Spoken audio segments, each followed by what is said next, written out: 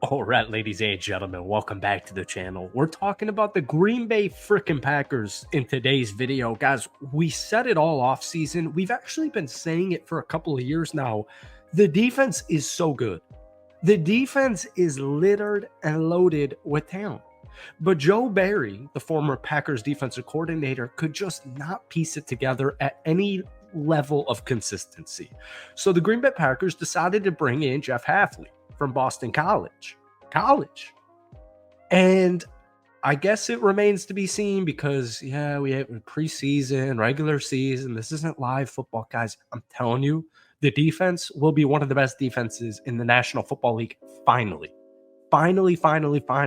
So like we were saying, training camp has officially begun for the Green Bay Packers. Today was an absolute slop fest. But hey, the Packers love the slop. So we're going to be breaking it down. We're going to be breaking down training camp, the defense specifically, because I'm telling you, like, I don't care that it's camp hype. I believe my eyes. I know what I saw last year. I know who the Packers have defensively, and I know they're going to be one of the better defenses in the NFL. All right. So welcome back to the channel. Obviously, we're talking about my Green Bay Packers in today's video. But before we do, if you guys enjoy it, be sure to hit that like button, hit that sub button for daily NFL content. Like I just said, I'm a diehard Packers fan, so we post way too much Packers content, and we're definitely going to be covering this team every single day throughout training camp. So we can try and get this video to 250 likes, guys. I would actually really appreciate that. Packers fans, I love you guys so much, man. Seriously. I want to go through a couple of tweets today because there's this player and his name's Rashawn Gary.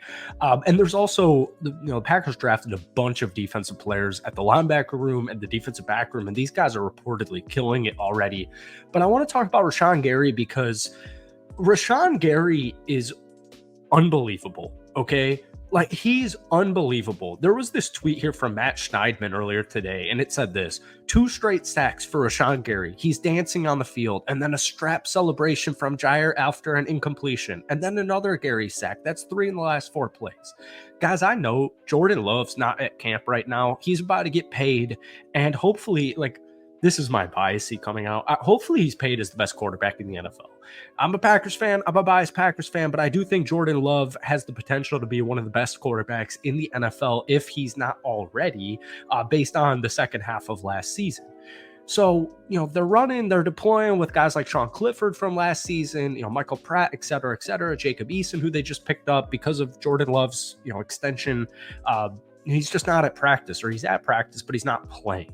So I get it, and this is camp. I get it. I understand this. I don't give a rat's ass if we're in camp. If you're a defensive edge, guys, 3 sacks in 4 plays, this could be backyard football. This can be backyard one-hand touch. This doesn't even have to be 2-hand touch. This could be one-hand touch football. If you give me 3 sacks in 4 plays, come on. So Rashawn Gary last season played every single game for the Green Bay Packers. He started 13, played in 17. He had 2 pass defended, 2 forced fumbles, 2 fumble recoveries, 9 sacks, 22 total quarterback hits. The reason Rashawn Gary is so slept on is because, first off, Joe Barry just did not get enough from my defensive players that I know we have. Like, he just did not get enough, okay? Rashawn Gary was injured 2 years ago, and he came back this season, and he looks like the Rashawn Gary that we drafted, all right? Some way, somehow, 5 years have passed. He's entering his 6th year, and I think it's finally going to be the year that Rashawn Gary, as far as like a national media sense goes, will be considered one of the best players in the NFL on the defensive line. The defensive line today was just getting pressure after pressure after pressure. I got another tweet here from Matt Schneidman. D-line getting pressure again today. Rashawn Gary isn't even in, and he's going nuts. Just hyped up Ngabare and then stared down Andre Dillard and the O-line group as he walked from the middle of the field all the way back to the sideline. Couldn't tell if he was still chirping. Is a stud. I was looking at the Green Bay Packers depth chart, as I always do every single day. The defense is that good.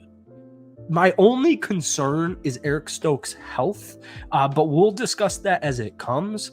Guys, Evan Williams, the rookie out of Oregon, has been putting up headliners all throughout practice in the last couple of days here. I know we just started practice, but this new secondary, this new defensive back room, it's littered with versatile talent. It's young, 3 new draft picks in the secondary. It's young. It's a young group, but they're littered with versatility, littered with it. All right. Now, just speaking of camp, Sean Clifford didn't have a good day today. A couple of interceptions, bunch of interceptions here. Evan Williams had an interception today. Anthony Johnson Jr. also had a pick today. But moving forward with the offense, there's a couple of injuries. Marshawn Lloyd, Jaden Reed. We're going to talk about Tucker Kraft still dealing with his surgery. We'll talk about this in just a second. So the Packers brought A.J. Dillon back, and they let Aaron Jones walk, right? We brought in Josh Jacobs. Josh Jacobs in camp. Once again, I know it's freaking camp. Guys, the reason Josh Jacobs suffered last year, statistically speaking, was first off, he was injured. That's going to derail your stats. The Raiders' offensive line, the Raiders' offense, the Raiders' quarterback play, the Raiders' head coach for the first, 8 or 9 games last year, Josh McDummy, as they call him, it was that bad. You know, think about Nathaniel Hackett and Russell Wilson, but just think of that.